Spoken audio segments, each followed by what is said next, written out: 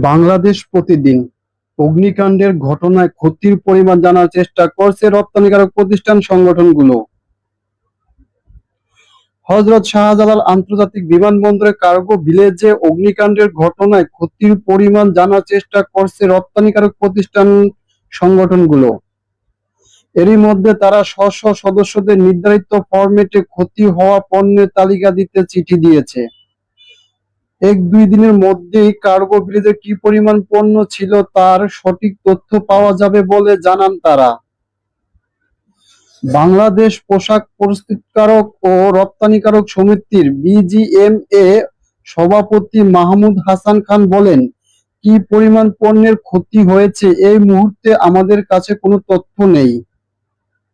তবে সাধারণত আমাদের সদস্য কারখানাগুলো প্রায় সবাই এয়ার পণ্য পাঠান। প্রতিদিন গড়ে ২০০ থেকে ২৫০টি কারখানার পণ্য রপ্তানি হয়। সে হিসেবে এই পরিমাণ কারখানা ক্ষতিগ্রস্ত হওয়ার আশঙ্কা করছি।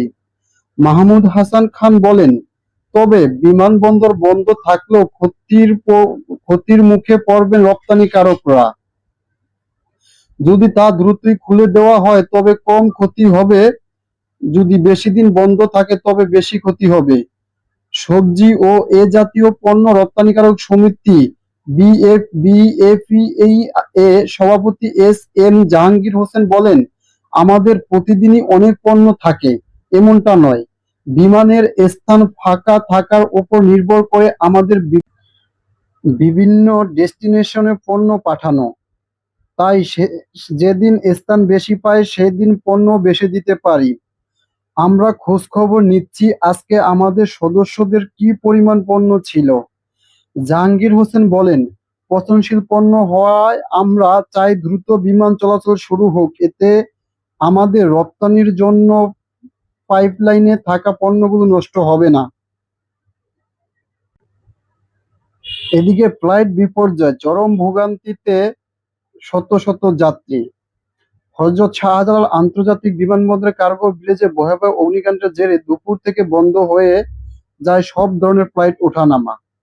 দেশের প্রধান এই বিমানবন্দরে অচল হয়ে পড়ায় চরম ভোগান্তিতে পড়ছেন শত শত যাত্রী। শনিবার দুপুর ২:৩০টার দিকে আগুন লাগার পর নিরাপত্তার কারণে বিমানবন্দর কর্তৃপক্ষ দ্রুত ব্যবস্থা নেয়। ৮ নম্বর গেটের পাশের উড়োজাহাজগুলো নিরাপদ স্থানে সরিয়ে নেওয়া হয়। ঢাকা থেকে উড্ডয়নের অপেক্ষা থাকা কুয়ালালামপুরগামী বাটিক এয়ারের ফ্লাইট এবং মুম্বাইগামী ইন্ডিগো ফ্লাইট ট্যাক্সিওয়েতে আটকে থাকে ঘণ্টার পর ঘণ্টা। ফ্লাইট চলাচল বন্ধ থাকায় বিমানবন্দরের অভ্যন্তরে থাকা শত শত যাত্রী অসহনীয় ভোগান্তিতে পড়েন। বিশেষ করে ট্রানজিট যাত্রীর সময়মতো পরবর্তী ফ্লাইট ধরতে না পারায় চরম বিপাকে পড়েন। অনেকে আবার শিডিউল বিপর্যয়ের কারণে স্বজনদের সঙ্গে যোগাযোগ করেও ভোগান্তিতে পড়েন। ভোগান্তির মাত্রা বোঝাতে বেবিচক সূত্র জানায়, ঢাকা থেকে দুবাইগামী এমিরেটস এয়ারলাইন্স